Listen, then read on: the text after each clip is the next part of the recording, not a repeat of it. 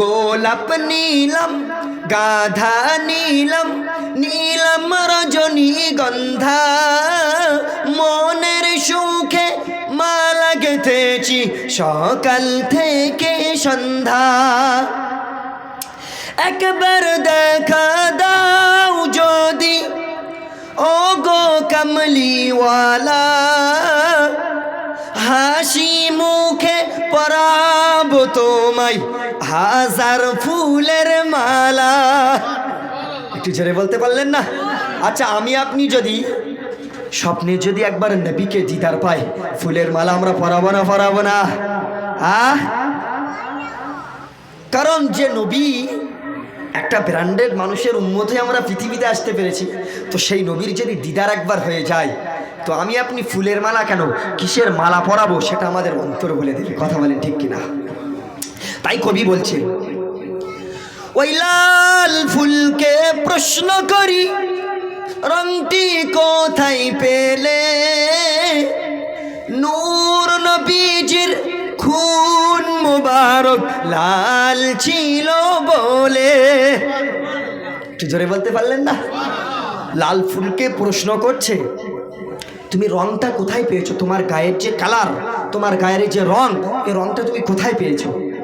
সেই ফুল উত্তর দিচ্ছে যে নবীজির রক্তর খুন, মানে খুনটা উর্দু ভাষা, কি ভাষা? খুনটা উর্দু ভাষা, হিন্দিতে ব্যবহার হয়। তো নবীজি বলছে এই মানে ফুলটা বলছে যে নবীজির রক্তের কালার, রক্তের রং লাল ছিল বলে আমার গায়ের রংটাও লাল। একটু জোরে বলতে পারলেন না?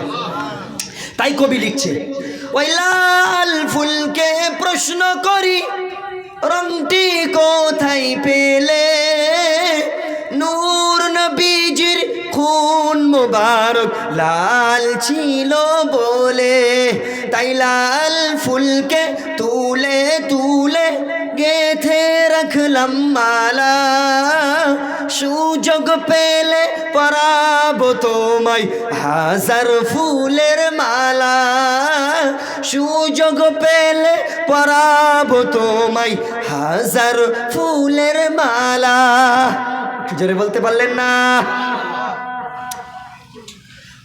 ওই সাদা ফুলকে প্রশ্ন করি রংটি কোথায় পেলে নূর নবীজির দাঁত মুবারক সাদা ছিল বলে। একটু জোরে বলতে পারলেন না? ঠিক তেমনই ভাবে সাদা ফুলকে প্রশ্ন করছে তুমি রংটা কোথায় পেয়েছো, তোমার গায়ের যে কালার এটা কোথায় পেয়েছো? তো ওই সাদা ফুলটা উত্তর দিচ্ছে আমার আপনার নবী, আখিরি নবী, তিন দুনিয়ার বাদশাহ হাবিবুল্লাহ জনাবে মুহাম্মদুর রাসূলুল্লাহ সাল্লাল্লাহু আলাইহি ওয়াসাল্লামের দাঁত মুবারক সাদা ছিল। তো সেই কারণে আমার গায়ের রঙও সাদা।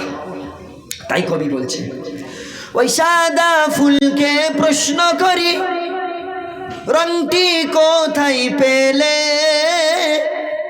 নূর নবীজির দাঁত মুবারক সাদা ছিল বলে।